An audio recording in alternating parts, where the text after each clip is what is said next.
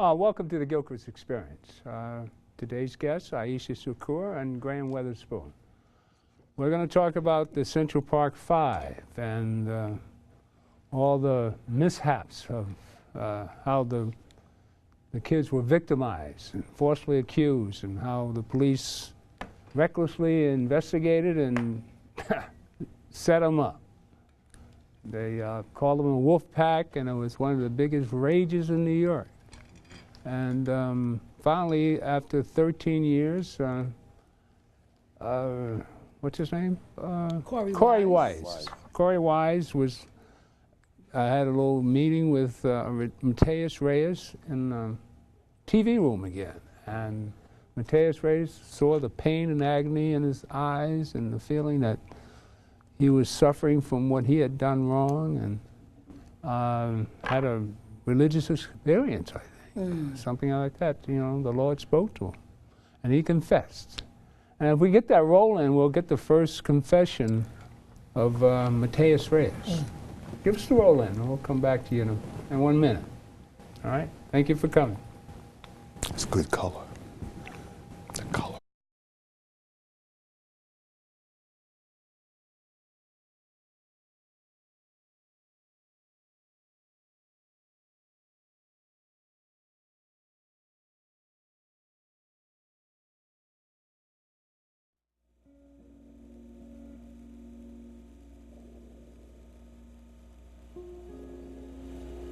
I showed her the top of the entrance, the direction she came by. I showed her when she made a turn. I showed her where I picked up a tree branch, and down the road where I stroke over there with the tree branch, and where I dragged the branch.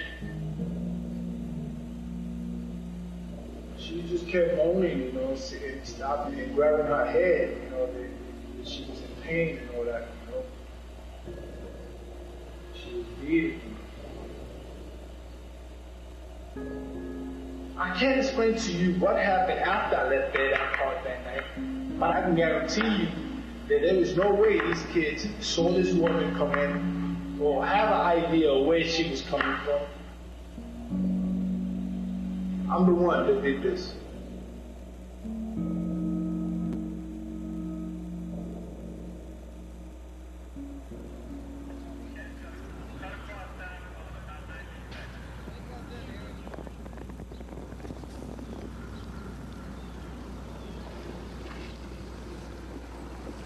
Ready? Yeah. Approximately 1:30 this morning, two males walking through Central Park north of the 102nd Street jogging path found a female. She was still alive, and in fact still is alive. The female was clad only in a bra. She was lying exposed in the area, appeared to have been exposed for a couple of hours. The body temperature was down very.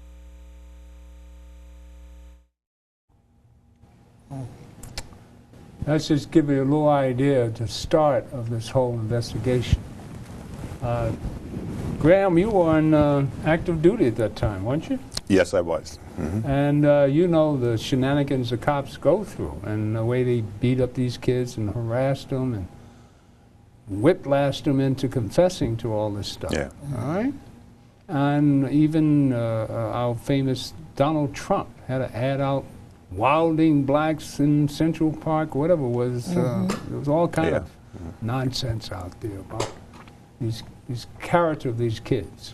Come to find out they were all great individuals, and they were completely innocent. I started with this confession to let you see the end result of how the cops in those days investigate. I mean, I imagine they're still doing it today.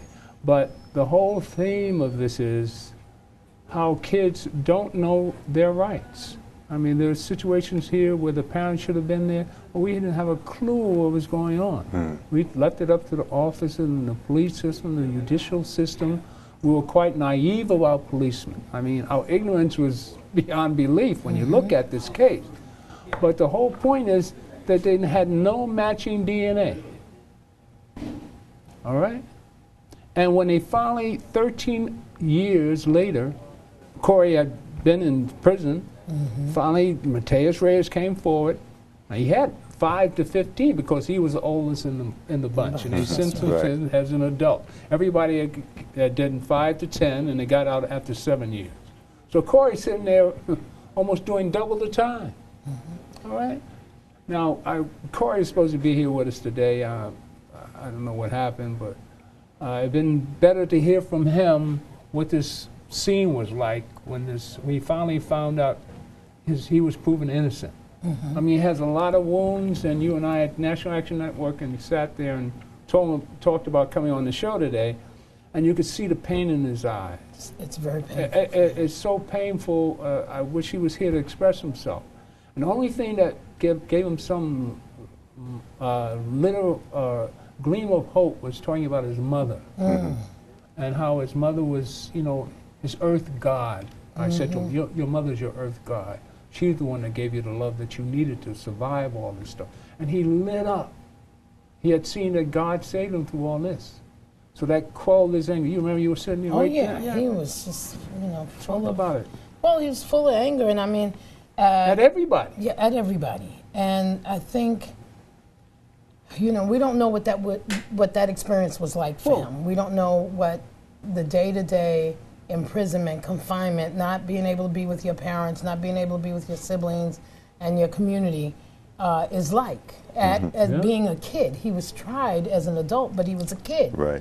And that's what I think that a lot of folk forget, that these, what we see now as men in the Central Park 5, I was looking at them yesterday at the press conference.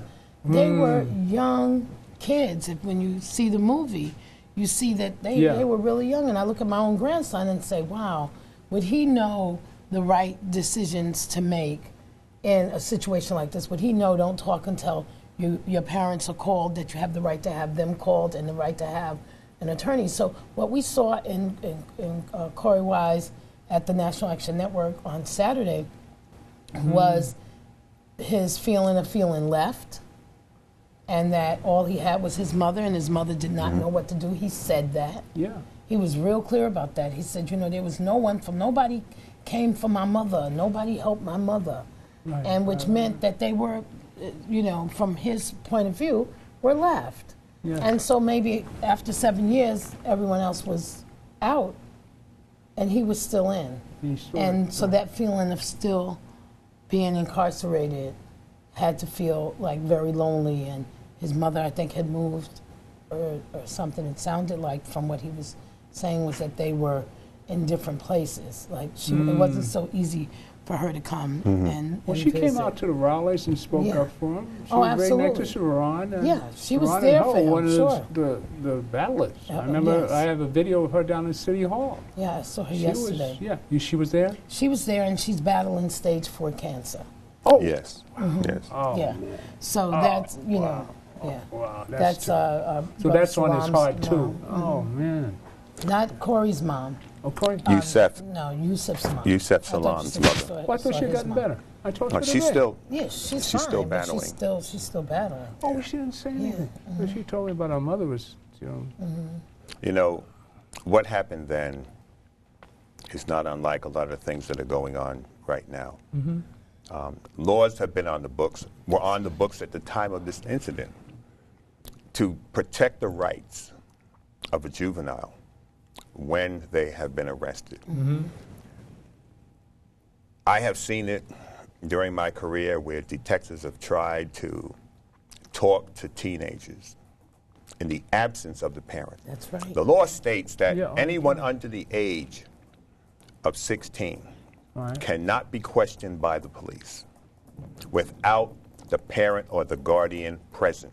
And the Miranda warning is not given to the child, it's given to the parent or the guardian. Oh, okay. That's the law.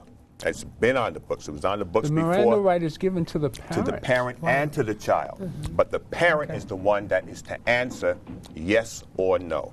Okay. Not the child. No, we have Corey on I tape. have been in situations where detectives have tried to interrogate teenagers under the age of 16. And I have turned to the child and said, I'm telling you now to keep your mouth shut. Okay. Yeah. Don't open your mouth. You're not to be questioned until we have your parent here. And the detective would look at me. I said, and if you break the law, you're going to have a problem with me because I'm going to take the necessary steps against you. Kids, when you have young folks and parents who have never had to interact with the criminal justice system, they don't know what to do in the event of an emergency. And if they think they might have done it, or one of their friends might have done it, because there were 25 kids riding in the park. Right. So, you know, as a parent, you know, you're hearing all this stuff is coming at you. Yeah. But the fact is, number one, and another thing they're doing in precincts, and we saw this through the Sean Bell case, young guys are being picked up, detained, and the parents are denied access to their children. Same thing that happened in the Ramarley Graham case. Same thing in Ramarley Graham. Oh, really? Okay. Boys are in the precinct. Every day with young people are being held, and they're alleging they don't know. I know a bishop in Queens, they picked up his son, and the bishop went to the precinct. He went to the 103 precinct, and they told him they don't know anything about his son. His son was in the precinct for 6 hours. So these egregious acts have to be acted upon in a court of law, which is why, two things, we need more people from the community entering the police department. Absolutely. I never wanted to be a cop. I didn't like cops. But I realized that if I took that job, there was one less psycho that could be out there.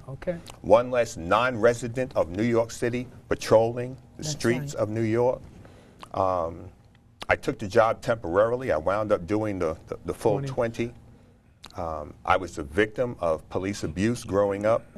So I knew the yays and the nays of it.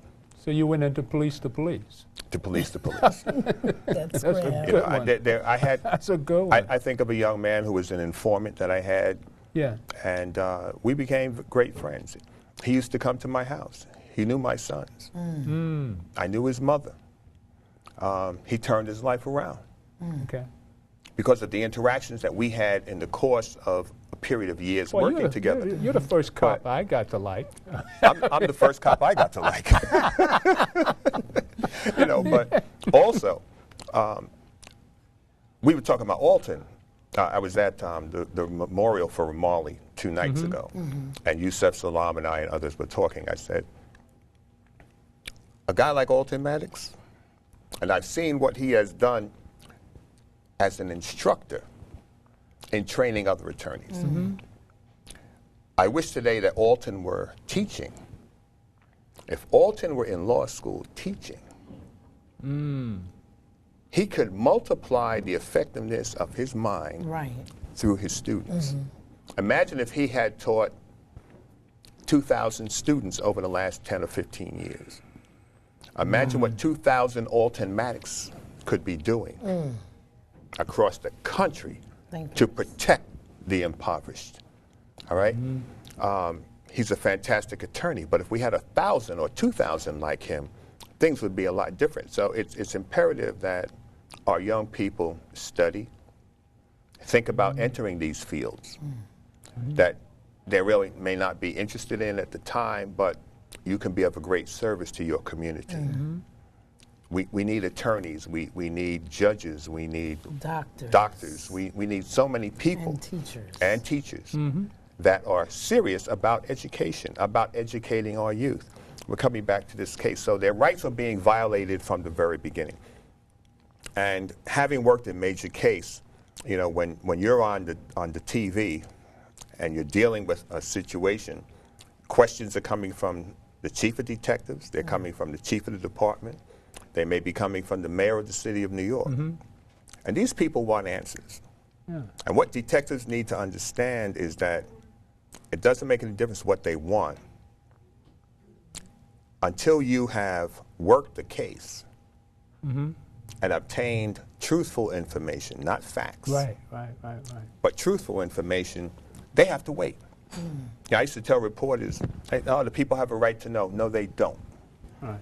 You know, the person who has a right to know is the victim and the victim's family. They need to know We're going to first. show Corey Rice being interrogated as a child. And it's so sad. Now, I was hoping he was here to see this. All right, just roll the next roll in, and I want to show you. And we want parents how, to play. Yeah, parents I want and teachers you pay parents close to pay attention to what happens here. Because this is a point of education as well. Really? The use of the film itself Really? is. Oh, you know, film is. I recommend you watch this film in its entirety.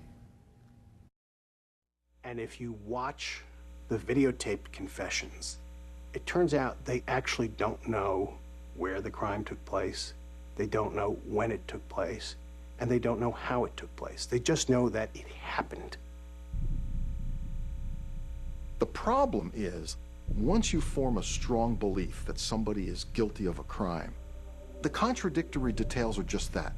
They're details, but they don't fundamentally change our belief in their guilt. But when the DNA results come back, and none of their DNA is present, that should have stopped the investigation in its tracks, and they should have at least paused and moved in another direction.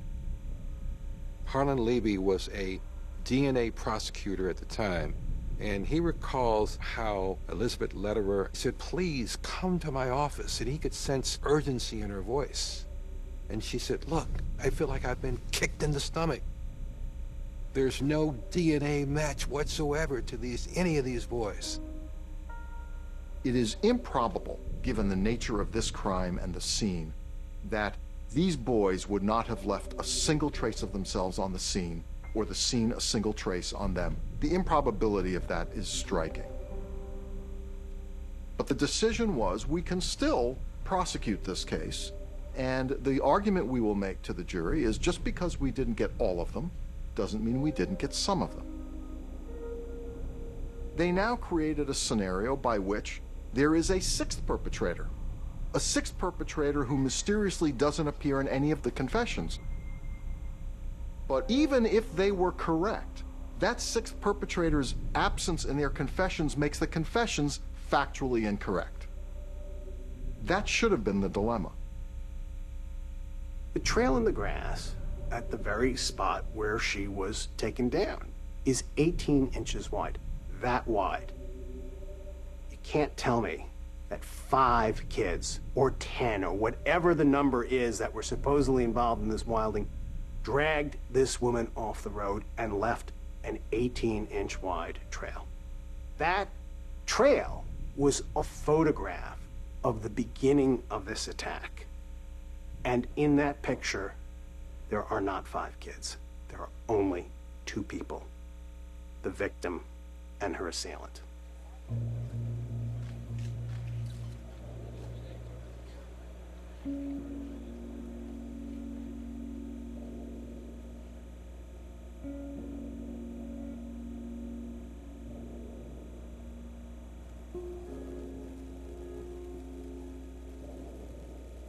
I asked her to get her dressed. When she was coming towards me, I picked up the knife. And I shot the knife, and I caught her hair. When she was saying, "Oh, you stabbed me," I don't remember what. I kept on stabbing her, and I don't know in what places I got her. I see her on the floor, shaking, nervous. So I run out the door.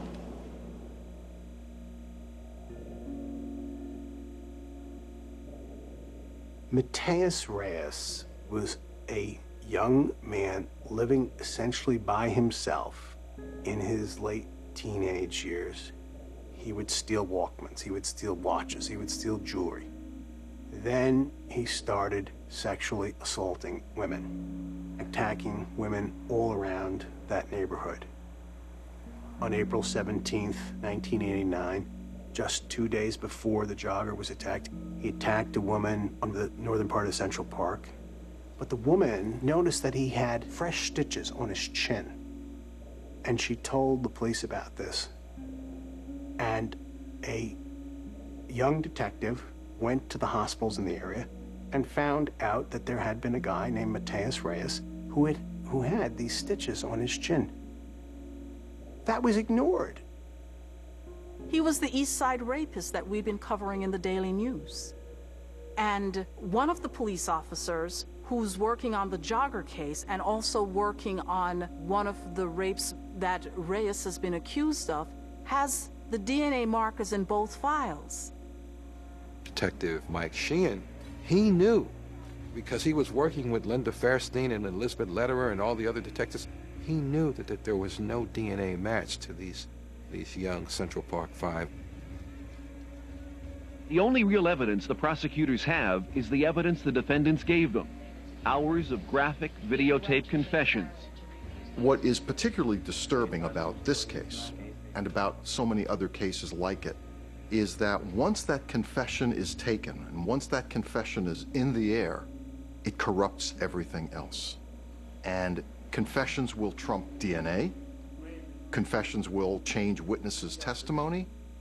Confessions are irresistibly persuasive, and almost the effects can't be reversed.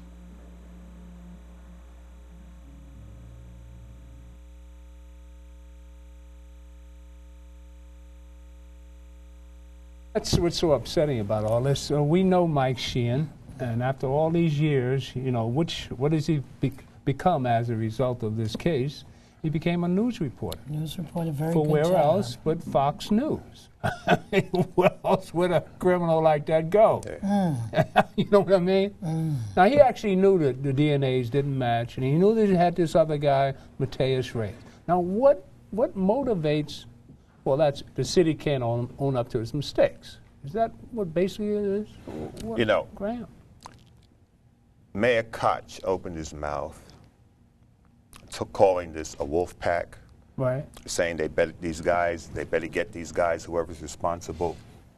He opened his mouth and injected himself into a situation he had no business being involved in. He's the mayor. Then you have the DA, DA Morgenthau.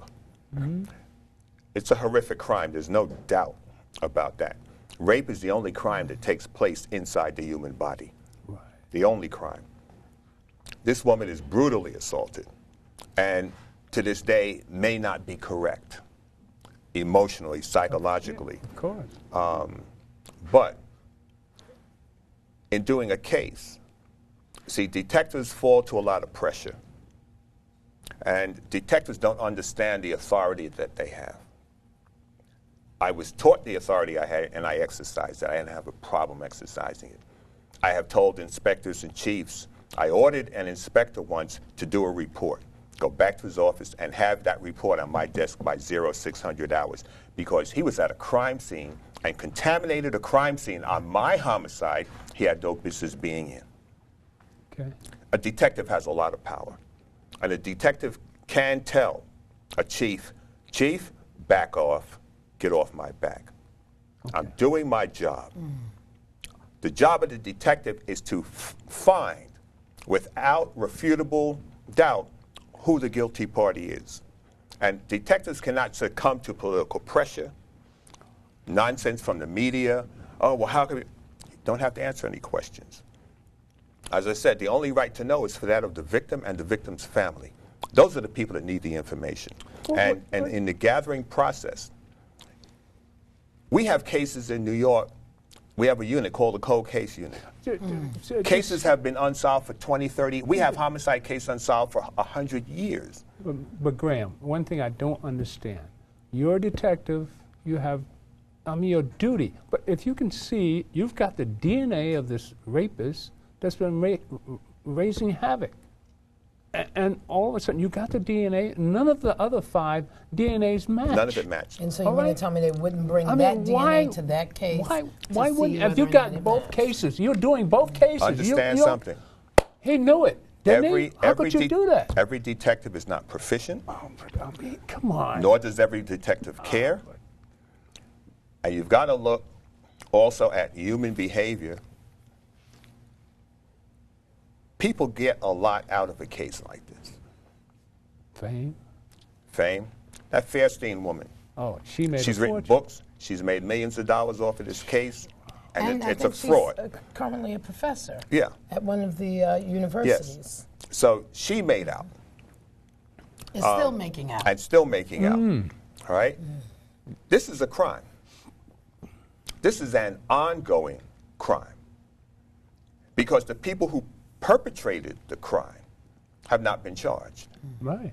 All right? This is a crime against 5 young men who 25 years ago were living their lives as normal kids in Harlem. All right? Their lives have been totally upset. And no matter what they pay them, and here's another problem, Mayor de Blasio said he wants to bring this to a close. Well, that's not good enough. The reason why it's not good enough is because when we settle a case, when you're the victim and you settle a case, but you don't establish a finding of fact in the court, there is no benefit to the community at large. Because does that mean finding of fact? What does that mean? I mean, for our listening audience. Establishing the fact that the DA and the police that they lied, cooperated in the commission of this crime, and falsely accused and sent these young boys to prison. That's a conspiracy, which was not only conspired, but completed. It was carried out. They culminated the act. They committed the overt act. So to take a settlement, NYPD, the city of New York, the district attorney are saying, we didn't do anything wrong. There is no admission of guilt or wrong. We're just saying, look, this is dragged on long enough, and in the interest of everybody, we want to give you X amount of dollars, and we'll all forget about it, and it'll go away. What is wrong with that is this, and this is seen time and time again in cases where people from the community, their family members are murdered and there's a settlement. If you don't have a finding of fact, you do not enable the next victim to establish a case. See, there's a pattern. There's a pattern with what NYPD has been doing over the years. It's never been established in court because there's never been a finding of fact of guilt or innocence. So when they settle a case, you can't go back and refer to that case. They have a gag order. They're going to hit them with a gag order, most likely, where they can't discuss the case in the settlement. So they now have to sign away their constitutional right, the freedom of speech, wherein they're not going to be, they may not, there may be a gag order in there, so they may not be able to discuss the matter once they sign those papers. It's another thing. So if NYPD victimized you today, and you settled, like a, let me not say that. You settle, you take a financial settlement, there's no finding of fact that anybody did anything wrong to you. You need a jury to establish that. All the facts in that case need to be brought out before a court of law. Because when the next victim comes along next week or next year, they would be able to refer to your case and show the pattern. And we have no pattern because in every situation, people take a settlement. And that is, it is detrimental to the people in the future. I think in this case. So you're saying that they should carry it all the way Go all the way through. But how is it possible? I mean, Mateus Reyes confessed in 2002, and we're 12 years later. Yeah, 12 years and we're later. still fighting it. But because they said there was no wrongdoing. Because we had Mayor Bloomberg putting it on the back burner constantly. Now, so if de Blasio can bring it out and settle it, Corey would be happy. He has some peace of mind. He says, I want this over. I want some peace of mind. I want to go on with my life. That's what he kept saying. I want to go on. I don't care about nobody. It feels like he's stuck in this place. I don't want to deal with it anymore. Let me go on with my life. See, but it's not about you. But you know how hard it would be to indict Mike Sheehan and Linda Feinstein? All right, Fairstein? Fairstein. You have to start somewhere. You may not be the one to get a conviction. Who's going to pursue it? The fact is this. If nobody pursues it, it will persist. The same thing will happen. And as a matter of fact, it is persisting. This summer, my organization, Street Corner Resources, we were, along with another organization, we're on Rikers Island doing workshops with young men in RNDC, the kids' jail on Rikers Island, 16, 17-year-olds. I would say out of a group of 25, there were at least 22 to 23 young people that had L's behind their name. And so I wasn't hip to the language. I said, well, what is the L behind your name? And they explained, miss, that's life. That means life. Whoa. So they're facing, at 16 and 17, facing 25 years 30 years and 40 years in some cases mandatory sentences. And they're waiting the turn of age. And not just them, that was just that one workshop with 25 kids. Right. We're not even talking about all the kids that inhabit, and we're just talking 16 and 17-year-olds that inhabit RNDC. That's just one jail area.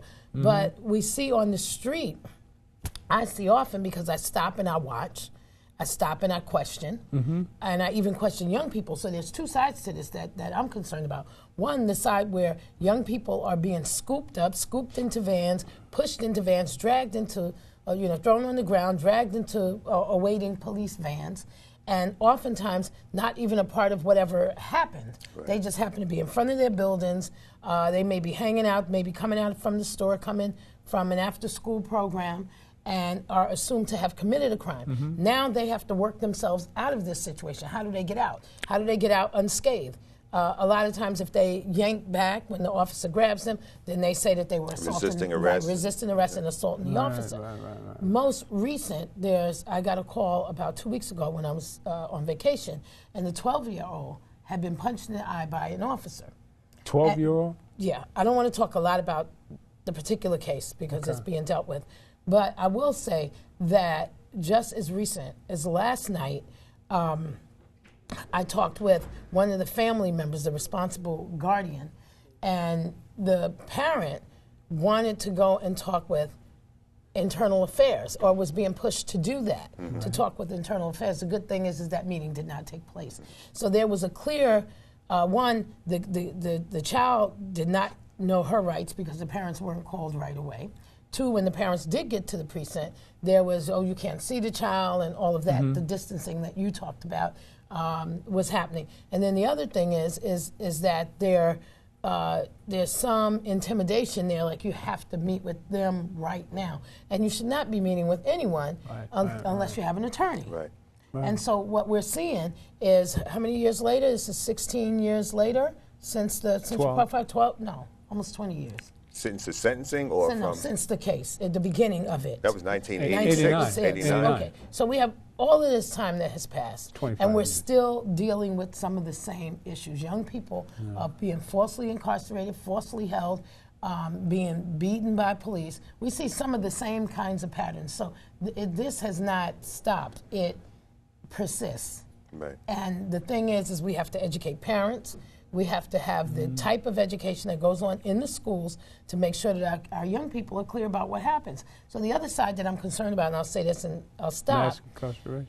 Is mass incarceration, because when you go to the prisons, it's mainly black and Latino youth. You may see one or two white kids caught up in the mix, but it's mainly black and Latino youth in large numbers. Our schools are becoming, they have become. They're feeding the prison system. Right. So much so that someone told me the other day they work on a street team like we have in the street to help stop violence. And they said to one of the outreach workers, well, you're trying to, this is an officer, say, oh, you're the one that's trying to take our jobs away. Meaning, if you stop crime, we won't have a job. You know, if you help these kids not shoot, if you keep these kids from shooting, because that was the conversation, we keep kids from shooting, is what the young man said to the officer, because he asked you're the one out here trying to take our jobs. Like, as if that's how they keep their jobs and they do overtime. So I don't know why I got that far, but the thing is on the other side is young people sometimes are often very resistant too. You try to help them, you try to educate them, and they don't take it serious until it's them. Right. So when you say, this is what you need to know, when the Gang Abatement Act was instituted, and the Gang Abatement Act was instituted primarily to be able to make large arrests. I know this because I testified against it. I heard a lot of the dialogue that went into creating the Gang Abatement Act, and not the old Gang Abatement Act, to this whole renewal, the legislation around that. And if you're with two other gang members, you're the third person, you know, the whole thing. And so when we tried to educate young people about this, my organization, as well as others, the kids were saying, oh, well, that's not going to happen to me. There's a whole thing within that Gang Abatement Act that deals with conspiracy. Right. And it makes it easy to bring charges of conspiracy on young people. And then we're talking, again, 16, 17-year-olds because of Facebook, because of Twitter. At that time, AIM was very very popular. And because young people were participating by texting and on Facebook by chatting, that they were promoting the violence. They knew of the crime. It was clear because they were making reference to the crime or reference to the gun on Facebook, on Twitter, on AIM. And so what they would do, and this is, I'm not making this up, the DA's office can tell you, they would make major arrests, and young people who were home in their house, who parents thought, my kid is okay, he's not involved in that, why is you kicking my door down, why is he getting arrested? It's because they didn't understand the law. And I think you made it very simple, is that right now our young people are participating in stuff, in crimes and activities, and not wanting to be educated about what's happening, but they're getting caught up in it. And then once they're in it, entangled in it, facing major sentences, sometimes only conspiracy, 17 years, 15 years. I'm talking about large, big chunks of time. See, and another thing. That's when, the parent wants to know, well, what's the law? It's too late then. So I'm just really making a cry for parents, too, and teachers to begin to educate and stay on top of new legislation so that they'll know what's affecting them. And gang members are considered domestic terrorists. Okay. So now you're going beyond the New York State Penal Code. Okay. The gang activity is interstate. It's monitored interstate. The police department is not the police department. It's part of a national network of policing. That's right. And it's federalized. So you're not just dealing with NYPD, right? When they had the shooting years ago, when they alleged that Larry Davis shot the police officers in the apartment, although no one saw him, no police officer, the sergeant could not identify him. They only saw a hand. That's all they saw. But NYPD didn't solve that case. It was the Joint Terrorist Task Force that solved that case. It wasn't NYPD. People were led to believe that NYPD caught him. They didn't catch him. They didn't track him. He was being monitored by the Joint Terrorist Task Force. Joint Terrorist Task Force. That was Larry Davis. Larry Davis. Wow. All right? And I knew that then. Right? Now, our young people need to understand, this is not a game. Yeah. It's not. This is not a game. Once you are entered into that database, you're not getting out of there. Your fingerprints go to Washington, D.C. They go to the FBI. Even from jumping the turnstile? For jumping the turnstile. They go to the FBI. They go to Albany to the New York State Police, and they're on record at One Police Plaza in BCI. You're in there. You're labeled. And you're not getting your fingerprints or photographs out without a court order. So our young people, all the time they're spending on social media, they need to be spending time with a book, preparing themselves. What we do today determines what we will be able to do tomorrow and 30 years down the road. And our kids need to understand that you're not going to be 16 for the next 40 years. You're only 16 for 52 weeks. That's it. We all progress and we get older. And we have to take advantage of the time that you have in your youth so that your latter years will be greater than your past. So what, I'm always thinking, like, right now, if a 16-year-old is listening, home from school, watching the show right now, what should they be thinking about on the legal side? You're a retired officer. No, you're right. Tons of experience with young people. What are some of the bullet points? I don't like to use the language bullet points, but some of the points that they need to be thinking about could possibly, they have these phones that they can find out all kinds of information. What kinds of things? One, I would say the Gang Abatement Act. They should definitely read that. Read it in chunks. The Gang Abatement Act. Gang Abatement Act. Okay. And know what that is, because that was designed and created to deal with young people dealing with kids and gangs. But what other kinds of things should they know? All of the talk we've had about the NSA, with Obama and all this stuff, that falls right in line with it. Your telephone, your debit card, your EBT card, your Easy Pass gives us a profile on you. what appears to be convenient is not necessarily for your convenience. It's for the collection of data and information. So if you spend your time in social media, you're an open book. I used to tell young folks, if you live in public housing, we got you. We got you. If you live in public housing, I could walk to any management office in the city for public housing, show my shield and say, I would like to see the entire file on apartment 3B. And I've done it. I'm looking for a homicide suspect. I go to the house. I know he lives in the housing projects. I got your file. I got your mother's name, your father's name, your grandmother's name, emergency contact information, where your mother worked with. I got everything in that file. I have full access to it. And I had to tell a parent once, tell your son to be in my office tomorrow at 6 o'clock. Tell him don't try to go to his father in Delaware. And she was like, I said, I already know about that. I had gone through the file. Tell him don't go to his grandmother's house downtown in Red Hook. Don't go there. Don't ride around with his boy in that hoopty, in that blue hoopty. I know about that. Tell him to be in my office tomorrow at 6 o'clock, or I'm going to put him on 6 o'clock news, and it's open season. Information, what law enforcement is, it's an intelligence gathering entity. Intelligence. And that's what our young people should be gathering, intelligence. You get that through study. It's not about playing games. It's not about hanging out with your friends. There's a time to enjoy and to be jovial, but there's a time to be serious about your life and where you're going. I always challenge students, where are you going to be 10 years from now? Because the people that are sitting around you in that classroom, you won't even know where they are. That's right. I can only find 1 or 2 people I went to high school with, and there were 5,000 students in the school, and I was the president of the school. I can only find 2 people. If I need a cup of coffee, I can't go to them to get a cup of coffee. And your homies and everybody are not going to be there to help you. So you have to start preparing yourself. And if the school, if you have a laptop, you have the Manhattan Public Library. That's right. And every educational entity in your hand. Right there. That's right. And there's no excuse. A wealth of information. We used to get up and have to go to a library to research. You can do that at home. At home. This is not a game.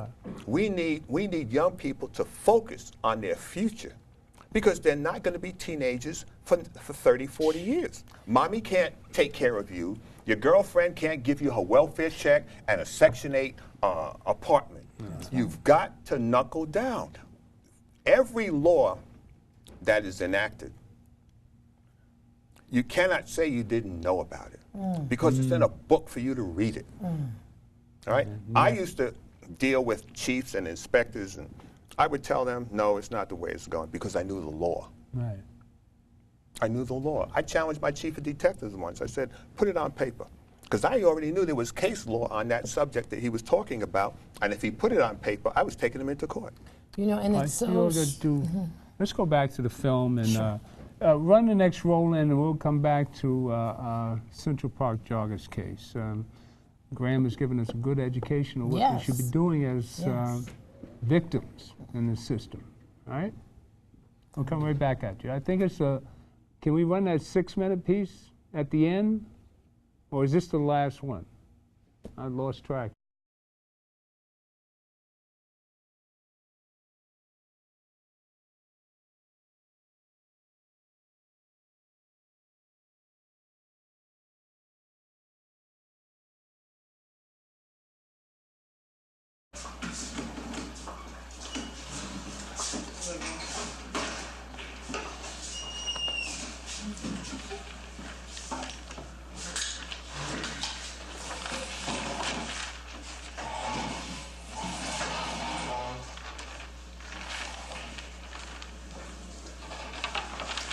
My name is Elizabeth Lederer. I'm an assistant district attorney in New York County.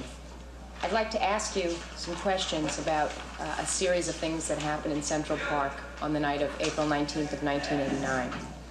Before I do that, I'd like to advise you of your rights with respect to statements you may make now, okay? You have the right to remain silent and to refuse to answer any questions. Do you understand? Yes, I do. Anything that you say can be used against you in court. Do you understand? Yes, I do. You have the right to consult a lawyer now before any questioning and have a lawyer present during any questioning. Do you understand?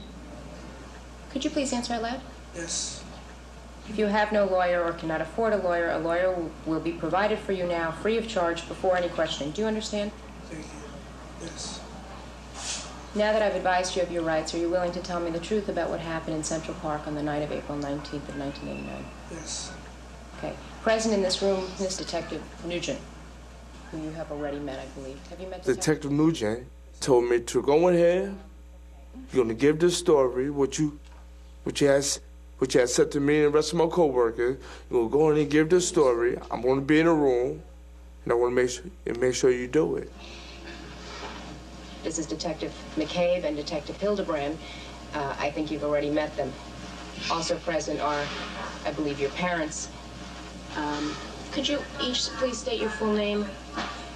My name is Linda McCray.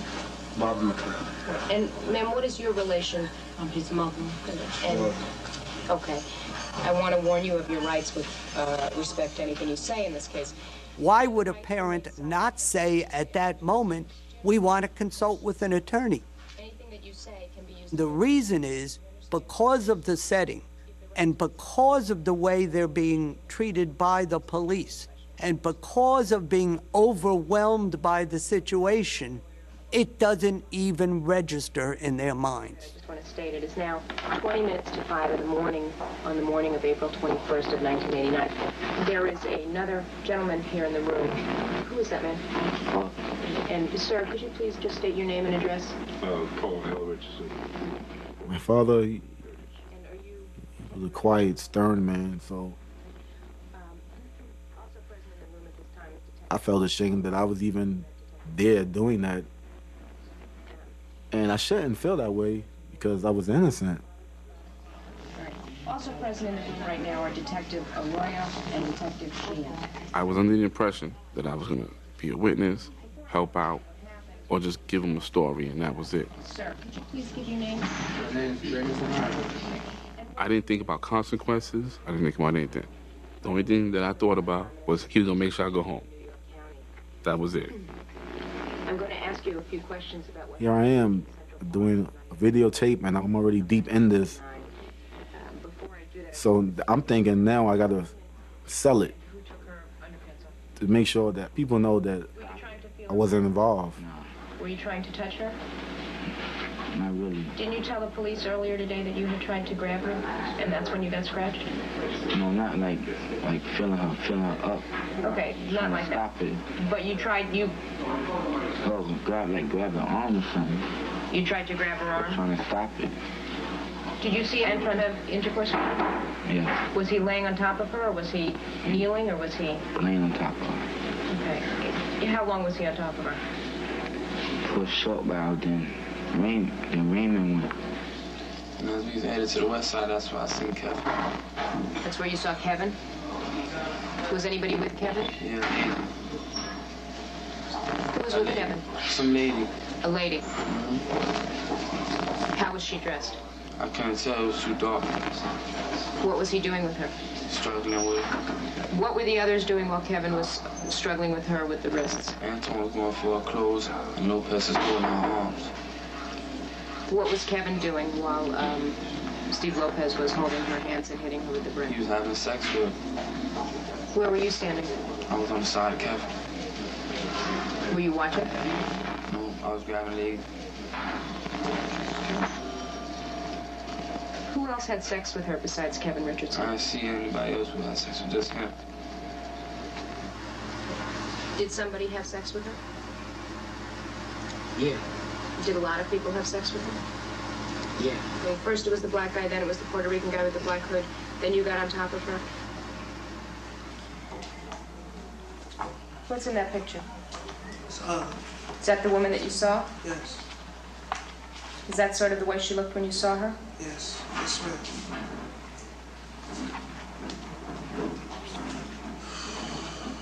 Did you see anybody hit her with anything but their hands? And I'm telling you, Corey, I don't want you to think that you have to say that, but I want to know what you saw that explains how she got so badly hurt. I did see Kevin pick up a hand rock, a small hand rock, and hit across the face with it. How big was the rock? Just a hand. Like it was a big, good shape rock. Yeah.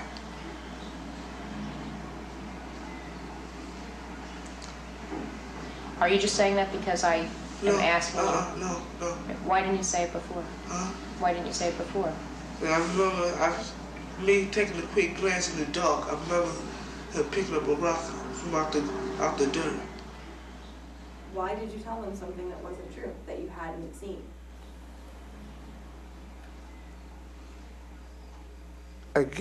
I was only guess just to save my own life. To get out of there as quickly as as possible, because I've been there too long as it was. And you know, being a kid, I never experienced that in my life. How old were you? 16, and I felt like I was about 12. Yes, ma'am. Did you tell us the truth voluntarily? Yes, ma'am. Because you wanted to? Yes, ma'am. Did anyone force you? No, ma'am. Did anyone threaten you? No. Thank you very much. It is now 20 minutes to 4, and the interview is concluded.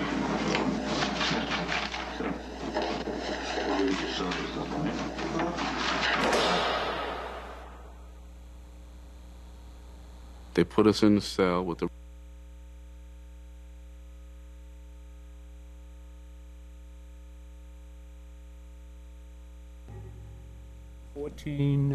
14-year-old, 16, and everybody was 15, 14, and 16. So the oldest one was Corey Weiss. He was 16. Everybody was younger. Santana was 14.